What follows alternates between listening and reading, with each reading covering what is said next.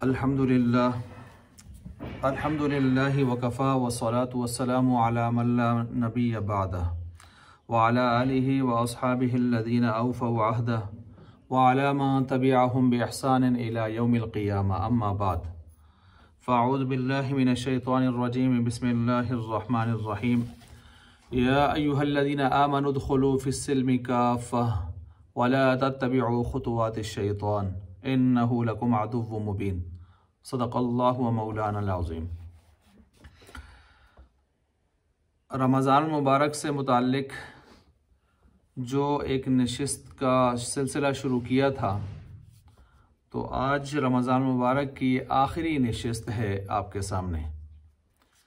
आज की इस नशिस्त में आप हज़रात के सामने जिन उन्वानात पर इंशाअल्लाह गुफ्तगू होने जा रही है, उनमें एक तो है हुकूकुल वालिदैन, वालिदैन के हुकूक, और इसी के साथ साथ औरतों के भी, ख़वातीन के भी हुकूक इस्लाम में। फिर इसके साथ साथ ज़ौजैन के, मियाँ बीवी के हुकूक, और इसके साथ साथ अक़ीदा और नज़रिया की इस्लाह और मैयत के हुकूक। ये तकरीबन कुछ ज़ैली उन्वानात थोड़े थोड़े छोटे छोटे वो आपके सामने आज की इस नशिस्त में रखे जाएंगे। सबसे पहले मुलाहज़ा फ़रमाएँ कि वालिदैन के और ख़वातीन के हुकूक इस्लाम में क्या बयान हुए हैं। ये एक लंबा चौड़ा मौजू है और इससे मुताल्लिक़ कुछ आपके सामने मैं हवाला जात रखता हूँ। चुनांचे आप अलैहिस्सलातु वस्सलाम से एक शख्स ने, एक सहाबी ने पूछा, या रसूल अल्लाह, मुझ पर सबसे ज़्यादा हक़ किसका है? तो आप अलैहिस्सलाम ने फरमाया माँ का है। फिर पूछा, या रसूलल्लाह, मुझ पर सबसे ज़्यादा हक़ किसका है? तो फरमाया माँ का है। तीसरी मरतबा भी पूछा तो फरमाया माँ का है। जब चौथी मरतबा पूछा तो उन्होंने, आप अलैहिस्सलाम ने फरमाया कि तेरे बाप का भी हक़ है। माँ का हक़ 3 दर्जों पर पहले बतलाया गया। उसकी वजह क्या थी? तो उलमा फरमाते हैं कि 3 मकामात ऐसे हैं जिनमें माँ अकेली होती है।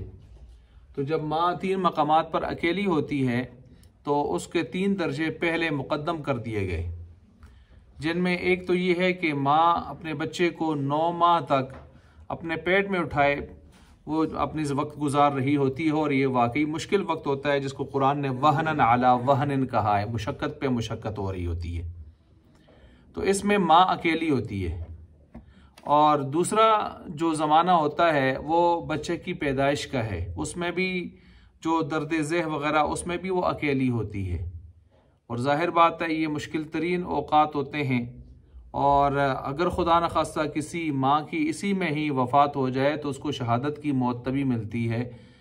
और इसी वजह से बाद में जब बच्चे की पैदाइश हो जाती है तो तकरीबन 2-2.5 साल तक जो उसके दूध का ज़माना है, दूध पिलाने का, उसमें भी माँ अकेली होती है। तो ये 3 मकामात ऐसे हैं या 3 मौके ऐसे हैं जिनमें माँ अकेले सब कुछ बर्दाश्त कर रही होती है, बाप बिल्कुल ताबे है इसके। तो अब इन 3 दर्जों में माँ को पहले मुक़द्दम रखा गया। अब जब बच्चा दूध पीने के बाद वो कुछ खाने पीने के, चलने फिरने के काबिल हो जाता है तो फिर बाप भी साथ शरीक हो जाता है। फिर आगे की तालीम और तरबियत और निगहदाश्त, इन सारी चीज़ों में बाप भी पूरा पूरा उसका हिस्सा होता है। तो इस वजह से चौथे नंबर पर जाकर बाप का नाम लिया गया। बहरहाल इस हदीस से हमें ये पता चला कि माँ बाप के बहुत ज़्यादा हक़ हैं। और उस सहाबी ने पूछा भी ये था कि सबसे ज़्यादा बड़ा हक़ मुझ पर किसका है बंदों में? तो आप अलैहिस्सलाम ने माँ का बताया था। तो वालिदैन के हुकूक का भी पता चला इसमें कि इंसानों पर सबसे ज़्यादा हुकूक अगर इंसानों में किसी के हैं तो किसके होते हैं? माँ बाप के। और माँ बाप में फिर ज़्यादा हक़ किसका है? माँ का होता है। 3 दर्जे उसको मुक़द्दम दिए गए। दूसरा ये कि एक सहाबी, उन्होंने जिहाद का इरादा किया, लेकिन उनकी माँ को उनकी खिदमत की ज़रूरत थी। तो आप अलैहिस्सलाम ने, जब उन्होंने फरमाया मैं भी जिहाद पे जाना चाहता हूँ, मुझे इजाज़त दीजिए, तो आप अलैहिस्सलाम ने फरमाया तेरी जन्नत, तू अपनी माँ की खिदमत कर, तेरी जन्नत उसके कदमों तले है।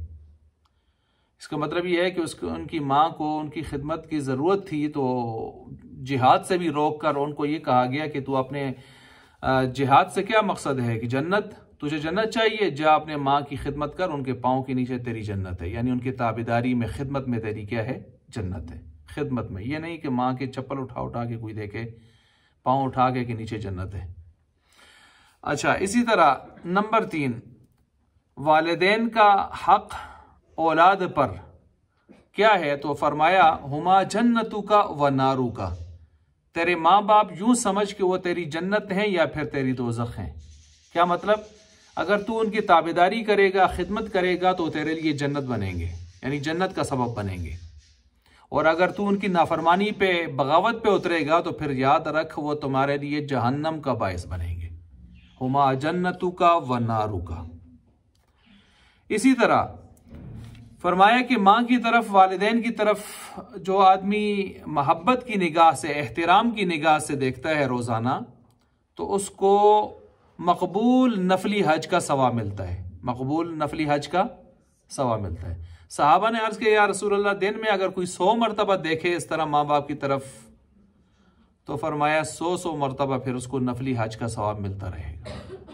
गोया हर निगाह मोहब्बत, हर निगाह एहतराम पर नफली हज का, मकबूल नफली हज का सवाब मिल रहा है। कितनी बड़ी बात है।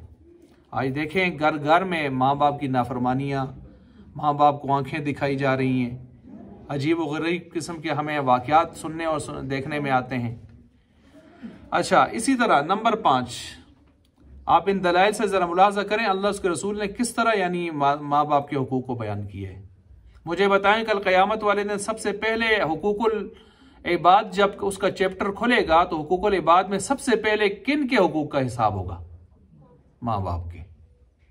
हुकूकुल इबाद में सबसे मुकद्दम होंगे ये। नंबर 5, मेराज रूहानी। आप अलैहिस्सलाम को 36 मरतबा रूहानी मेराज हुई है, और एक मरतबा ऐसा हुआ कि आपने जन्नत में कुरान की आवाज़ सुनी।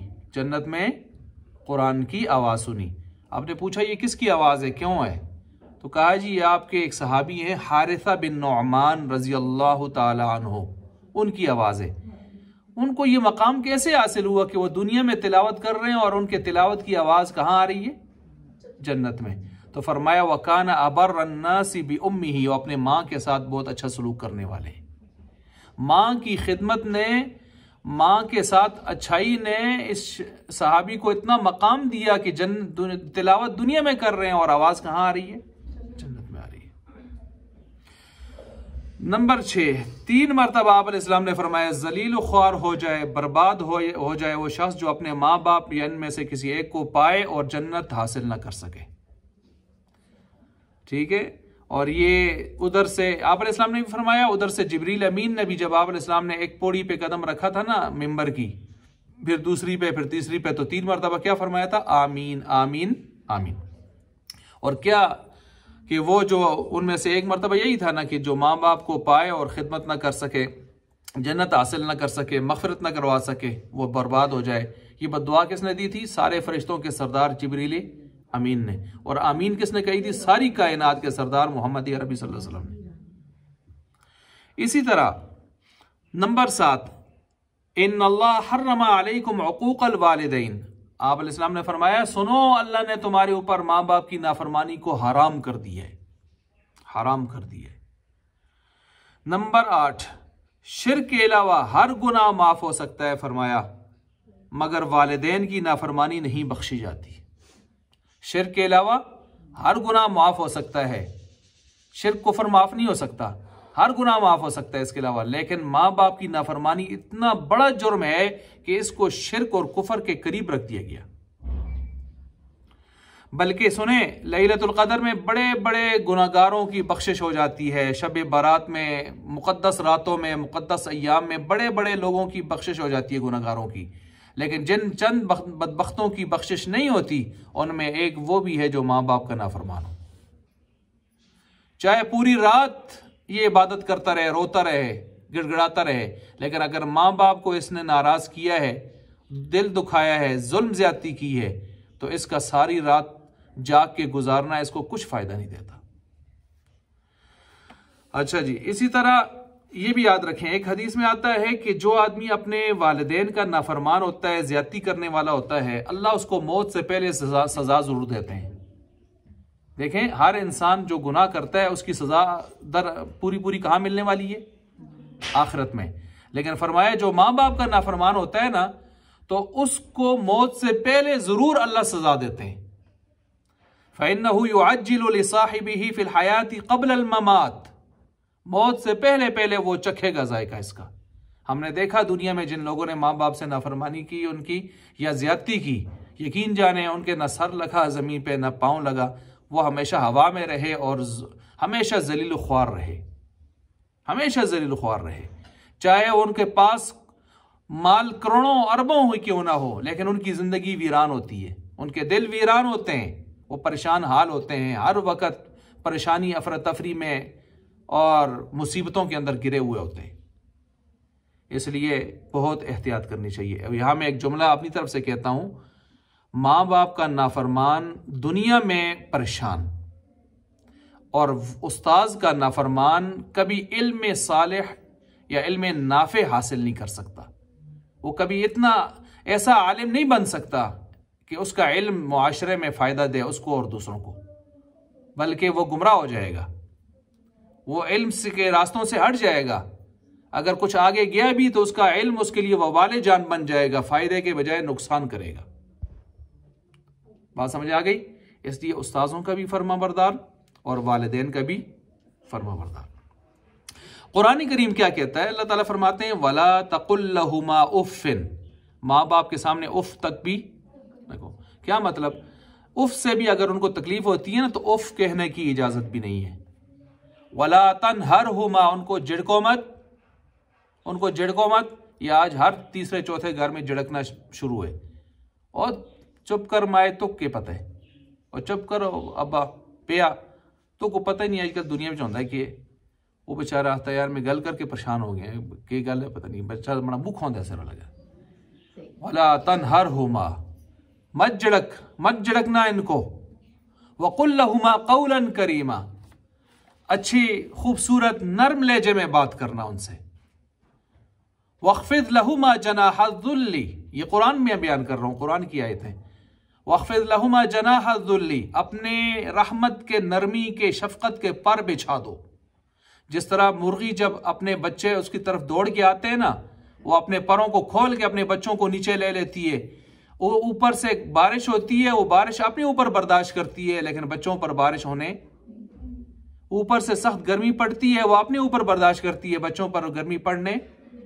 दुश्मन ऊपर से वार करता है, कुत्ता आके उसके ऊपर हमलावर होता है, कोई जानवर, वो सबको अपने परों के नीचे लेके खुद मर जाती है, लेकिन अपने बच्चों पर आंच नहीं आने देती। इसी तरह फरमाया वख्फिद लहुमा जनाह ज़ुल्ली, अपने माँ बाप के लिए ऐसा सायबान बन जाओ, ऐसे सायादार किस्म का दरख्त बन जाओ कि हर आने वाली तकलीफ से, परेशानी से अपने ऊपर बर्दाश्त कर लो, माँ बाप तक न पहुंचाओ। कुरान कितने खूबसूरत अंदाज में माँ बाप के हुकूक बयान कर रहा है। फिर अल्लाह ताला फरमाते हैं वक़ज़ा रब्बुका अल्ला ताबुदू इल्ला इय्याहु व बिल वालिदैनि इहसाना, अल्लाह ने यह फैसला कर दिया है कि तुम अल्लाह के साथ शरीक मत ठहराओ, उसी की इबादत करो और वालिदैन के साथ क्या करो? एहसान। यहाँ तवज्जो चाहूँगा कि देखें, यहाँ अल्लाह ने एक तरफ फरमाया कि तौहीद पर आओ, शिर्क से बचो, और दूसरी तरफ क्या फरमाया? माँ बाप के साथ क्या करो? एहसान। गोया शिर्क करना जितना बड़ा गुनाह है, कुफर करना जितना बड़ा गुनाह है, तो माँ बाप की नाफरमानी भी इसके करीब करीब का गुनाह है। अच्छा, ये कुरान करीम में आप जगह जगह देखें तौहीद और माँ बाप के ताबेदारी को मिलाकर अल्लाह ने बयान किया है। एक जगह नहीं, कई जगहों पर बयान किया है। इसकी क्या वजह है? एक तरफ अल्लाह फरमाते हैं मेरे साथ शरीक ना करो, मेरी इबादत करो, सिर्फ मेरी खालिस, और दूसरी तरफ फरमाते हैं वालिदैन से क्या करो? एहसान करो। वजह सुने, वजह यह है कि इंसान दुनिया में जो आया है दो चीज़ों का मोहताज है। मा फौकल असबाब, यानी असबाब से ऊपर अल्लाह का मोहताज है, अल्लाह ने चाहा है तो ये दुनिया में आया है ना। और मा तहतल असबाब, असबाब की दुनिया में ये माँ बाप का मोहताज है। माँ बाप वो उनकी शादी हुई है, गट्ठे हुए, तो उसके बाद इसका वजूद हुआ, तो अपने वजूद में माँ बाप का भी मोहताज है। मा तहतल असबाब, मा फौकल असबाब किसका मोहताज है? अल्लाह का। तो अल्लाह ने दोनों हुकूक को इकट्ठा कर दिया कुरान करीम में कि जैसे मेरे साथ शरीक नहीं करना, ऐसे माँ बाप की नाफरमानी भी नहीं करनी। अच्छा, और सुने, कुरान करीम में अल्लाह फरमाते हैं व इन जाहदाका अला अन तुश्रिका बिमा लैसा लका बिही इल्म, कि अगर माँ बाप तुम्हारे मुशरिक और काफिर भी हो ना, फिर भी तुम्हें यह हक नहीं पहुंचता कि तुम उनके सामने आंखें निकालो या उन्हें बुरा भला कहो, तुम्हें यह हक पहुंचता नहीं है। वसाहिबहुमा फिद दुनिया मारूफा, तुम इसी तरह उनके साथ अच्छाई करो जिस तरह एक मुसलमान माँ बाप के साथ अच्छाई की जाती है। जो खर्चा उनका है उनको दो, जो खिदमत उनकी कर सकते हो वो जरूर करो। हाँ, अगर वो तुम्हें शिर्क का कहें, कुफर का कहें, काफिर बनाना चाहें तो उनकी इत्तिबा और इताअत फला तुतिअहुमा, लेकिन बाकी अगर वो तुम्हें शिर्क का कहें भी तो तुमने उनकी ताबेदारी तो नहीं करनी इस मामले में, लेकिन बाकी जितने भी उनके हुकूक हैं उनको बजा लाना तुम्हारा क्या बनता है, फर्ज। वो तुम नहीं इंतकाम लोगे, इंतकाम लेना है तो मैं लूंगा, मेरा काम है, तुम्हारे लिए जायज नहीं है। अच्छा, यहां पर एक और बात सुने, फिरौन की मूसा अलैहिस्सलाम की बचपन में परवरिश किसने की थी? फिरौन ने। फिरौन कोई छोटा मुजरिम था? अना रब्बुकुमुल आला, सबसे बड़ा तकब्बुर का बोल बोलने वाला बड़ा मुजरिम था। लेकिन जब मूसा अलैहिस्सलाम को उनकी तरफ दावत देने के लिए भेजा नबी नबूवत देकर, तो मूसा अलैहिस्सलाम क्या थे? जलाली पैगंबर, गुस्से वाले थे ना। तो मूसा अलैहिस्सलाम के गुस्से को देखकर अल्लाह ताला ने फरमाया, मूसा आप बड़े गुस्से वाले हैं ना गोया, तो आप जब जाएं फिरौन को दावत देने के लिए तो फ़क़ूला लहू क़ौलन लय्यिनन लअल्लहू, उससे बात नरम नरम करनी है। अल्लाहु अकबर। फिरौन जैसा शख्स है जिसने रुबूबियत का दावा किया है, खुदाई का दावा किया है, अल्लाह को उस पर सख्त गुस्सा है, लेकिन जब फिरौन की तरफ भेज रहे हैं मूसा अलैहिस्सलाम को, तो मूसा अलैहिस्सलाम की चूंकि परवरिश उसने की है ना कुछ आजमाना, तो उस परवरिश की लाज रखते हुए अल्लाह फरमाते हैं कि बात नरमी से करनी है। और भाई जो अल्लाह का इतना बड़ा दुश्मन होकर अगर कुछ दिन परवरिश करे तो उसका हक इतना है कि उससे बात नरमी से करनी है। मूसा अलैहिस्सलाम को हुक्म हो रहा है। तो जो माँ बाप अपना सब कुछ औलाद के नाम करके, अपनी जिंदगी सारी उनके नाम करके बैठ जाएं और ये उठ के आंखें निकाले, कितना बड़ा जुल्म है। इसी तरह देखें, हजरत अस्मा रजी अल्लाह तआला अन्हा, अम्मी आयशा सिद्दीक़ा रजी अल्लाह तआला अन्हा की बड़ी बहन है, अबू बकर सिद्दीक़ रज़ियल्लाहु अन्हु की बेटी हैं।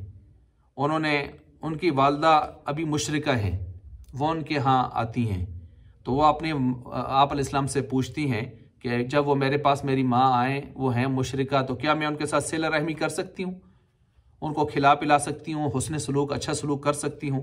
तो आप अलैहिस्सलाम ने फरमाया, बिल्कुल तेरी माँ है, बेशक काफिरा मुशरिका है, लेकिन तू उसके साथ क्या कर, सिला रहमी कर और हुस्न सलूक कर, हुस्न सलूक कर। अच्छा, इसी तरह अवैस करनी रहमतुल्लाह अलैह का नाम तो सुना होगा आपने, ताबी हैं, बल्कि बाज़ हज़रात कहते हैं ताबीईन में रईसुत ताबीईन, खैरुत ताबीईन, सबसे बेहतरीन ताबीईन। जिस तरह सहाबा में सबसे बेहतरीन साहबी कौन है? सिद्दीक़ अकबर जो होता, फिर इस तरह रफ्ता रफ्ता दर्जा बदर्जा हैं। लेकिन ताबीईन में सबसे बेहतरीन ताबी कौन है? खैरुत ताबीईन अवैस करनी। बाज़ कहते हैं सईद इब्न मुसय्यब रहमतुल्लाह अलैह, ज़्यादा बेहतर ये कौल है। बाज़ कहते हैं इमाम अबू हनीफा रहमतुल्लाह अलैह, जिनकी हम तकलीद करते हैं। बाज़ कहते हैं हसन बसरी रहमतुल्लाह अलैह, ये हज़रत अली रज़ियल्लाहु अन्हु के शागिर्द हैं। अब ये अवैस करनी बहुत बड़ी शख्सियत हैं, इतने बड़े ताबी हैं। इन्होंने आप अलैहिस्सलाम की मजलिस में हाजिर होकर सहाबियत का रुतबा हासिल करने की कोशिश की, लेकिन चूंकि इनके वालिदा थी, बूढ़ी थी, उनको इनकी खिदमत की ज़रूरत थी ना, तो अब वालिदा की खिदमत के लिए कुछ और इंतज़ाम नहीं था, तो आना चाहते थे आप अलैहिस्सलाम के पास, पैगाम भी भेजा, लेकिन आपको यही वसीयत हुई कि आप अपने माँ की क्या करें, खिदमत करें। चुनाचे खिदमत करते रहे, उधर दुनिया से आप अलैहिस्सलाम पर्दा फरमा गए। ये सहाबी नहीं बन सके, सहाबी नहीं बन सके, ताबी रहे हैं, ताबई रहे हैं। ताबी वो होता है जो सहाबा की मजलिस अटेंड करे, ठीक है। अब यहाँ पर सहाबी नहीं रहे, ताबी ही रहे वो, लेकिन इनका मकाम ज़रा सुनिए कि मैंने कहा बाज़ हज़रात कहते हैं ताबीन में सबसे बेहतरीन ताबी। दूसरा ये है कि ये वो हैं कि जिनके बारे में फरमाया था, इनका मकाम ये है, लौ अक़सम अलल्लाहि लअबर्रहु, अगर ये अल्लाह पर कसम खा लें किसी मामले में, काम जितना मुश्किल ही क्यों ना हो, अल्लाह उस काम को ज़रूर करके दिखाएं। अल्लाह इनकी कसम को तोड़े ना। अच्छा, इसी तरह आप अलैहिस्सलाम ने हज़रत उमर से फरमाया था, उमर एक शख्स से तेरी मुलाकात होगी, और इनकी पहचान बताई थी अवैस करनी की, और जब मुलाकात हो तो उससे अपने लिए दुआ करवाना। कौन? अवैस करनी। ये मकाम उनको कैसे हासिल हुआ? माँ की खिदमत की वजह से। अब्दुल्ला बिन उमर रज़ी अल्लाह तआला अन्हुमा एक मशहूर सहाबी हैं। उन्होंने देखा एक शख्स को कि वो अपने माँ को कंधों पे उठाए तवाफ करवा रहा है। वो भाई कहाँ से तवाफ करवाने आया है? उसने कहा खुरासान से। किधर से? खुरासान, यूं समझे पुराना अफगानिस्तान और दाएं बाएं का हिस्सा। यहां से एक आदमी कहाँ गया है? सऊदिया, और माँ को अक्सर यानी ऐसे कंधों पे उठा के तवाफ करवा रहे, इतना लंबा चक्कर करके। वो आके पूछता है क्या मैंने अपनी माँ का हक अदा कर दिया? इतने लंबे चक्कर जो मैंने इतना लंबा सफर किया। तो अब्दुल्ला बिन उमर मुस्कुराए, कहने लगे हक अदा करना तो बहुत दूर की बात है मियाँ, माँ ने पेट में उठा के तुझे जो चक्कर लगाए थे ना, ये जो सांस भी लिया था अभी, तो उसका हक भी अदा नहीं हुआ। आई बात समझ? क्या समझाया हमने माँ बाप के हुकूक को? उनको क्या समझाया हमने? अच्छा, फरमाया कि कोई आदमी वालिदैन की वफ़ात के बाद उनके लिए दुआ करता रहे, इस्तिग़फ़ार करता रहे, ईसाले सवाब करता रहे, नेकी के काम करता रहे। अगर ज़िंदगी में कोई अच्छाई नहीं भी कर सका तो मौत के बाद अगर समझ आ गई तो फिर भी फर्माबरदारों में लिखा जा सकता है।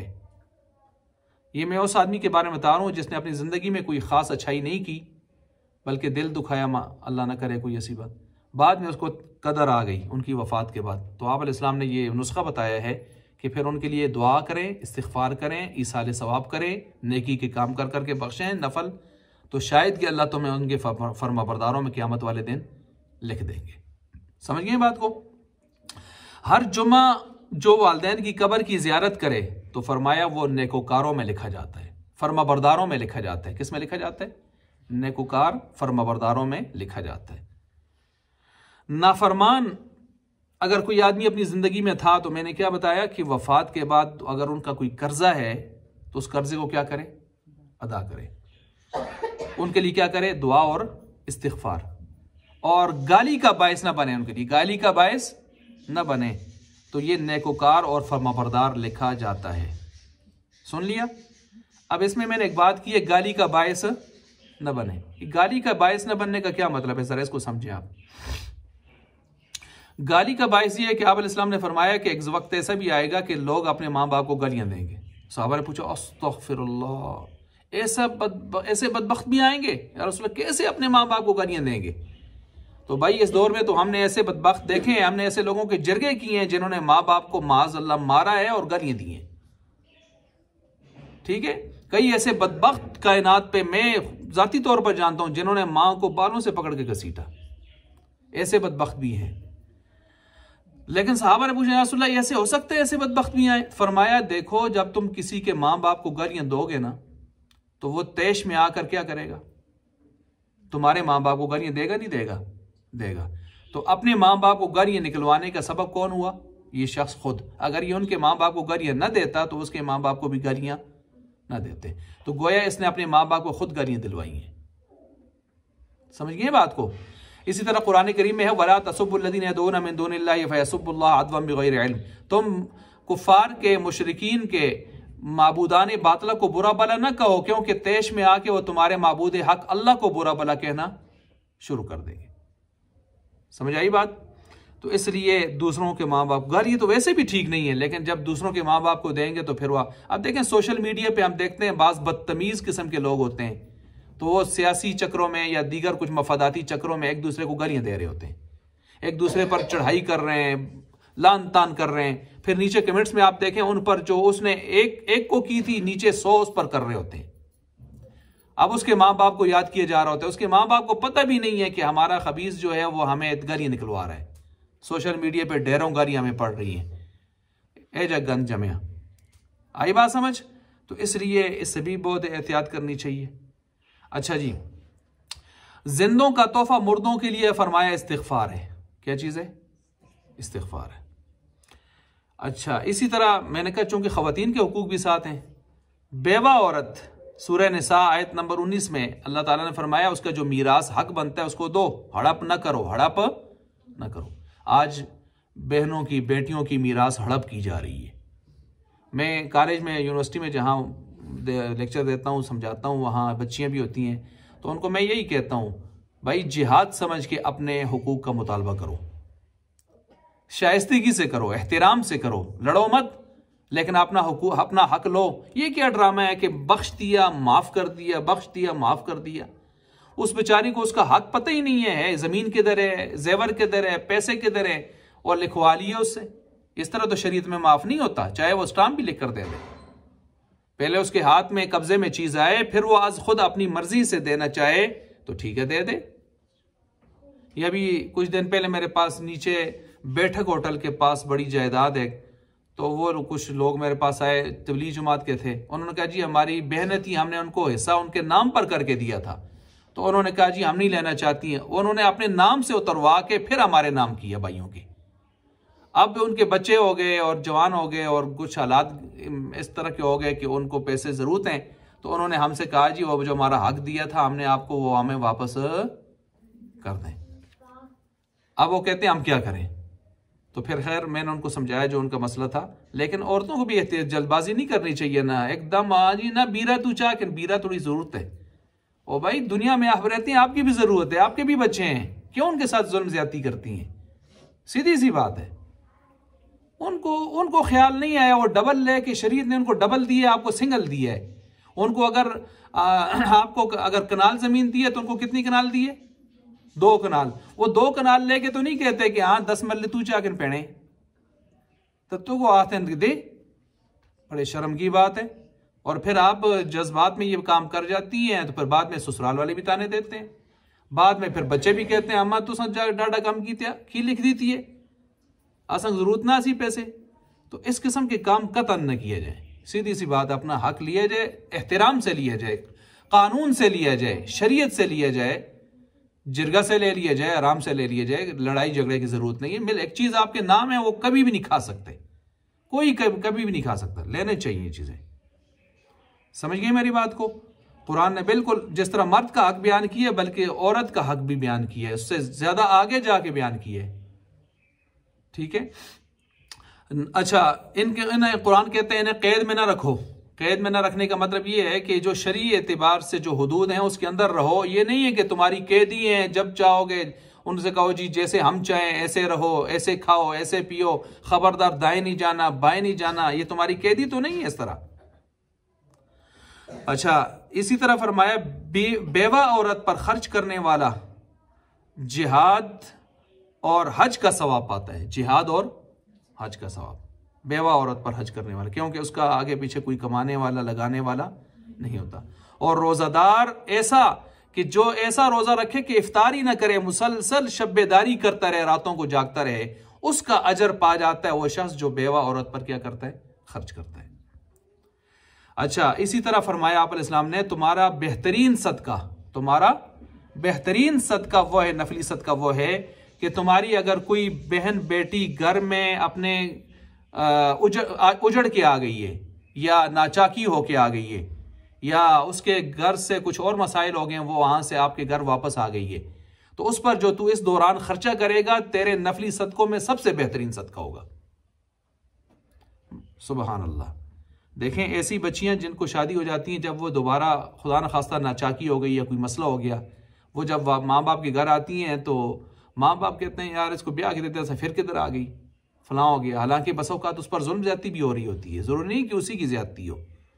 और भाई भी उसको अपना बोझ समझते हैं। ऊपर से अगर क्या कहते हैं परजाइयाँ भाभियाँ वो भी हों तो फिर तो अल्लाह ही माफ़ करे। अब ऐसे मौका पर आप अलैहिस्सलाम ने फरमाया जो इन पर खर्चा करोगे तुम्हारा नफली सदकों में सबसे बेहतरीन सदका ये होगा। सही हो गया। इसी तरह फरमाया वालिदैन बाप की रजा, वालिदैन और बाप की खास तौर पर रजा में अल्लाह की रजा है। अगर वो राजी करोगे तो किसको राजी करोगे? अल्लाह को। अगर उनको नाराज करोगे तो किसकी नाराजगी मूल लोगे? अल्लाह की। ठीक है। इसी तरह जो है हजरत अब्दुल्ला बिन अब्बास रज़ियल्लाहु तआला अन्हुमा वो फरमाते हैं तुम अपने कपड़े भी माँ बाप के सामने मत झाड़ो, क्योंकि इसका गुबार भी उन पर पड़ेगा। ये भी गलत बात है। और भाई माँ बाप के पास अपना कपड़ा भी ना झाड़ो कि गुबार उनके ऊपर पड़ेगा, वो बुरा महसूस करेंगे। तो इतना काम भी उनकी तबीयत के नागवारी वाला उनके सामने न करो। अच्छा, इसी तरह फरमाया कि वालिदैन अगर बूढ़े हो जाएं और तुम्हें उनका पेशाब धोना पड़ जाए तो उफ तक ना करना। ये हज़रत मुजाहिद रहमतुल्लाह अलैह फरमा रहे हैं जो ताबी हैं, और अब्दुल्लाह बिन अब्बास रज़ी अल्लाह तआला अन्हुमा के शागिर्द खास हैं तफसीर की दुनिया में, हज़रत मुजाहिद। तो ये क्या फरमाते हैं, माँ बाप का अगर बुढ़ापे में पेशाब धोना भी पड़ जाए तो उफ तक न करो, उफ तक न करो। और कुछ लोग तो ये कई सालों तक ये खिदमत करते रहते हैं, उनके माथे में बल तक नहीं आता भाई, और कुछ नाफरमान हो तो फिर अल्लाह ही माफ़ करे, फिर ऐसे माँ बाप का कोई पुरसान हाल नहीं है। और कुछ दरमियाने लेवल के होते हैं तो वो कुछ अर्सा तक तो करते हैं, उसके बाद कहते हैं अल्लाह रहम कर। कईयों ने मुझसे कहा जी अब्बा जी एक अरसे तो बीमार हैं, बड़ी परेशानी बेचैन, असी भी बस तंग होए दिया, इतनी आते हैं तंग हो, असी भी मुझ थक के हैं, तुझ दुआ करो अल्लाह रहम करो। मैं कहता हूँ अल्लाह उनको शिफा दे, कहते हैं जी बस दुआ करो अल्लाह रहीम कर सुन, रहम मतलब टुर जाओ ना गा, ठीक है। तो इसलिए अर्ज़ल उम्र, उससे भी आप अलैहिस्सलाम ने पनाह मांगी है ना, ज्यादा उदैड़ उम्र या ज्यादा इस तरह की उम्र के आदमी दूसरों के कंधों पे चला जाए, ये भी बड़ी परेशानी है। अगर इसमें फर्माबरदार औलाद ना हुई तो यकीनन इसके लिए जहन्नम दुनिया में है। अच्छा जी, इसी तरह एक शख्स को आप अलैहिस्सलाम ने जब वो माल ज्यादा कर रहा था, अपना माल मेरा माल, तो आप अलैहिस्सलाम ने फरमाया सुन अंत व मालुका लि अबीका, तू और तेरा माल किसके हैं, तेरे वालिद के हैं। तू भी तेरे वालिद का है, तेरा कमाया हुआ माल भी तेरे वालिद का है। और एक शख्स को आप अलैहिस्सलाम ने देखा, वो अपने वालिद के साथ आपके पास आया, तो आप अलैहिस्सलाम ने उसको जब देखा तो आप अलैहिस्सलाम ने उसको चंद बातें इरशाद फरमाई। जरा तवज्जो से सुने, क्या खूबसूरत बातें इरशाद फरमाई। फरमाया सुन ए फला, सुन जब बाप के साथ चल रहा हो तो उनके आगे आगे न चला कर, आगे आगे न चला कर, पीछे होके चल। सुन मजलिस में उनसे पहले मत बैठना, पहले उनको बैठने दे, जहां अपनी मर्जी से जिस जगह पर बैठते हैं बैठ जाएं, फिर तू क्या कर, बैठ। उनका नाम लेके ना पुकारना उनको, यानी ना कहन कहन की आवाज माज मारे। तो इकबाल अब्बा, आफ्ताब अब्बा या इस किस्म की बातें नहीं करनी, यानी नाम लेके पुकारने वाली बात। ये देखें कुरान और हदीस में कितने आदाब बयान हुए हैं माँ बाप के। और बुरा भला भी ना कहना उनको, बुरा भला भी ना कहना। अच्छा जी, इसी तरह हर सुबह आप अलैहिस्सलाम ने फरमाया, हर सुबह को फरिश्ते आते हैं और 2 दरवाजे जन्नत के खोले जाते हैं। जब माँ बाप जिंदा हो ना दोनों, तो 2 दरवाजे किसके खोले जाते हैं, जन्नत के। अगर एक जिंदा हो तो एक दरवाजा खोला जाता है, एक दो बंद हो गया ना। और अगर कोई गुनहगार हो तो उसके लिए, यानी नाफरमान हो अपने माँ बाप का, तो उसके लिए, दोनों का नाफरमान हो तो जहन्नम के 2 दरवाजे खोले जाते हैं उसके लिए, ठीक है। और एक सहाबा ने पूछा, इसी तरह जो है सहाबा ने पूछा कि अगरचे वालिदैन जुल्म करें फिर भी यही मसला है, तो 3 मरतबा आप अलैहिस्सलाम ने फरमाया वालिदैन जुल्म भी करें, जालिम भी हो ना, तो फिर भी उनके साथ ज्यादती जायज नहीं है, बर्दाश्त कर लो, पी जाओ। ओ भाई दुनिया कमाने के लिए लोगों के थप्पड़ खा जाते हो, गुस्सा पी जाते हो वहां पर, उनकी कड़वी कसीरियां, क्योंकि शाम को तुमने करेंसी लेके जानी है, दुनिया लेके जानी है, वहां सब कुछ, दूसरों की ज्यादती भी देखते हो, बर्दाश्त कर जाते हो। तो माँ बाप की ज्यादती भी अगर है तो क्यों नहीं बर्दाश्त करते, खामोश हो जाओ। अच्छा जी, इसी तरह सुफियान बिन उयैना रहमतुल्लाह अलैह वो फरमाते हैं मन सल्ला सलावातिल खम्स फ़क़द शकर अल्लाह, कि जिसने 5 नमाजें अदा की उसने किसका शुक्र अदा कर दिया, अल्लाह का। वमन दआ लिल वालिदैन फी अदबार सलावातिल खम्स, और जिसने 5 नमाजों के बाद अपने वालिदैन के लिए दुआ की, उसने वालिदैन का क्या किया, शुक्रिया अदा किया, कदरदानी की उसने। तो क्या मतलब हुआ इसका, कि फ़र्ज नमाजों के बाद जहां और दुआएं करते हैं, अपने माँ बाप के लिए भी क्या करें, रब्बिग़फिरली वलिवालिदैया, रब्बनाग़फिरली वलिवालिदैया। कुरान बार बार जगह जगह माँ बाप का जिक्र करता है, नहीं करता है, मग़फ़िरत की दुआ के हवाले से करता है, नबियों की दुआएं भी इस तरह जिक्र करता है, ठीक है। इसी तरह हज़रत मूसा अलैहिस्सलाम मुलाकात इलाही के वक्त एक शख्स को देखा कि निहायत अच्छे हाल में है, ठीक है, तो उस पर रश्क हुआ, तो सवाल किया कि इसका इतना अच्छा हाल क्यों है। तो फरमाया इसकी वजह यह है कि एक तो ये शख्स हासिद नहीं है, यानी इसके हाल को देखकर, अच्छे हाल को देखकर किसको रश्क आया था, मूसा अलैहिस्सलाम को। पूछा या अल्लाह इसका इतना अच्छा हाल किस वजह से है? तो फरमाया एक तो ये लोगों से हसद नहीं रखता। हसद क्या होता है? फलां के पास जो चीज़ देखी इससे छिन जाए मुझे मिले, ये हसद है, ये जायज़ नहीं है। अच्छा, रश्क जायज़ है, गिब्ता जायज़ है कि अल्लाह इसके पास रहे मुझे भी मिल जाए। अच्छा, वालिदैन का नाफरमान नहीं है, चुगलखोर भी नहीं है। ये 3 सिफतें हैं जिनकी वजह से इसका हाल बहुत अच्छा अल्लाह ने कर दिया है। ठीक है, आप अलैहिस्सलाम ने फरमाया जो आदमी चाहता है मेरी उम्र लंबी हो, दराज हो, आफियत वाली हो और रिज़्क मुझे खुला मिले, रिज़्क मुझे खुला मिले, तो उसे चाहिए कि वालिदैन से नेकी करे और रिश्तेदारों से सिला रहमी करे। और फरमाया तुम अपने वालिदैन के साथ हुस्न सलूक करो, तो या फिर तुम्हारी जब औलाद होगी तो तुम्हारे साथ भी क्या करेगी?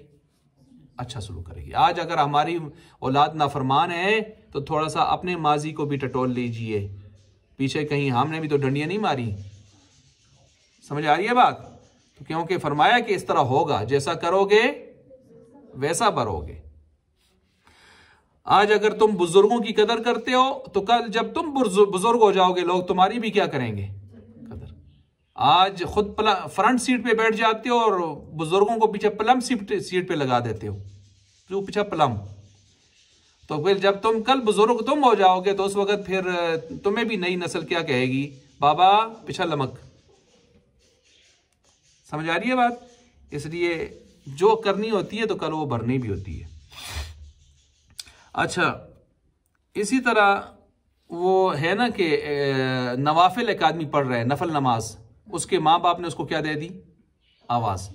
और माँ बाप को नहीं पता कि क्या पढ़ रहा है? नफल नमाज। तो नफल नमाज तोड़े और माँ बाप को क्या दे? जवाब। ये उस वक्त जब माँ बाप को नहीं पता नमाज पढ़ रहा है। अच्छा, और नमाज भी कौन सी पढ़ रहे हैं? नफल। यहाँ जो रिवायत बयान की जाती है, मौलाना तारिमी साहब भी बयान करते हैं कि मेरी माँ जिंदा होती और इशा की नमाज के लिए खड़ा होता और मुझे आवाज़ देती। हाँ जी, वो रिवायत जेली है, मौजू है, कमज़ोर बाजू ने कहा है, बाजू ने मौजू कहा है। असल मसला ये जो मैंने बयान किया, नफल का मसला है और माँ बाप को जब मालूम ना हो।